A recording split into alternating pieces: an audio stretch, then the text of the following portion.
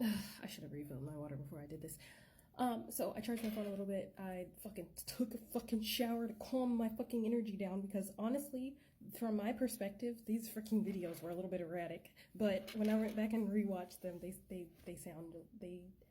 look a lot calmer than they felt coming out.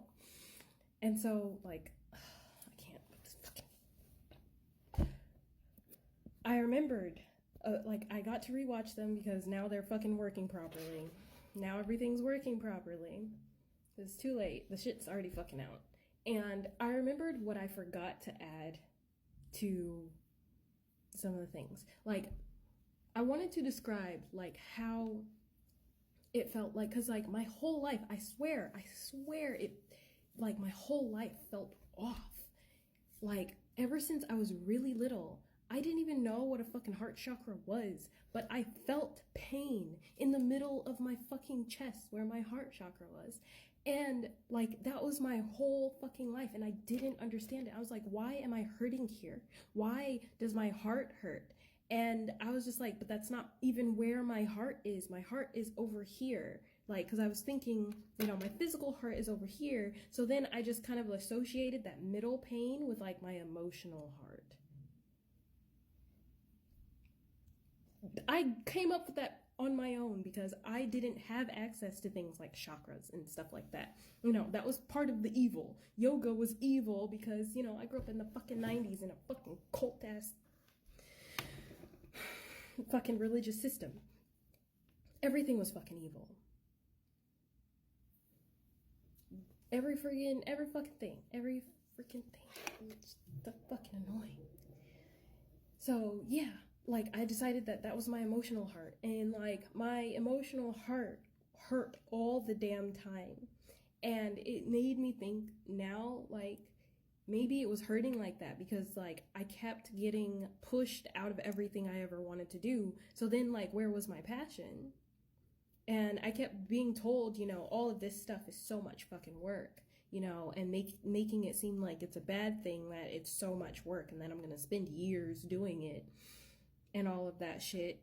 And it's funny because the same people who would tell me, oh, you have to spend this much time in, you know, school, or you have to do this for 8 years, you have to do this for this many years, continuously called me lazy. I was taking care of kids that were not mine at an age that I shouldn't have been taking care of kids at. I missed out on a good chunk of childhood. I rarely ever left the house, and I didn't like get to hang out with friends at their houses until a fucking certain point, and even then I ended up moving away from her. And everybody else was allowed to do shit. Like, all of my other siblings were allowed to go to friends' houses at earlier than I was. Like, my mom needed to know everything there was to know about anybody whose house I went to, but, you know, my younger siblings got to go to other people's houses, and she didn't seem as like rigid with them. But, you know, that's part of, I guess, like being the first kid versus like the last one.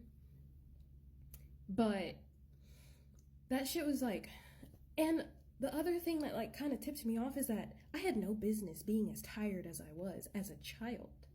Even as a teenager, I did not have the teenager style energy that every other fucking normal teenager had. I couldn't do the same things that every other teenager had. I couldn't like stay up all fucking night and all of that shit. Well, I mean, I could, but I couldn't like be active during the entire time. Like, I had to go into that weird meditation limbo, not sleep that drove me nuts because I was never actually asleep. I was just sitting there, awareness in my body, and I wasn't getting any rest. But I was too tired for how young I was. There was a point where I had gotten back from school, and like I've always been like protective of my like face for like breathing and stuff. Even when I was afraid and I would cover my head, I would always like have the blanket haloed around my head like this so that I could breathe. One time I came back from school, I didn't even take my backpack off. I fell on the bed, face down, and passed out. That's how fucking bad shit got. Like, I had no fucking energy. And then even after that, I still had to get up and freaking... And, yeah, I still had to get up and fucking do shit. And it was funny because, like, it was a joke. Like, my mom was just like, oh, you came, like, back. Like, you came back from working a full-time fucking job. And, you know, or some shit like that. And it was just, like, a joking point from her. And I had been told her that I had insomnia. But, you know, Jesus is supposed to fix that, so...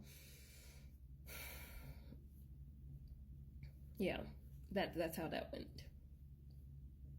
And I thought that was like absolute fucking BS. But the other thing is that what got cut out of the videos is that throughout all of this time, I was feeling this like anger, this intense anger and resentment and this hatred for everybody around me.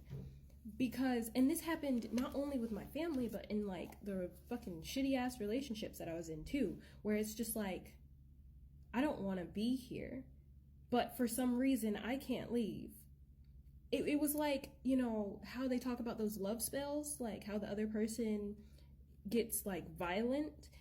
Now me, before I would get violent, I didn't get violent. I just was just like, no, I'm not about to get violent over this. I just want to leave.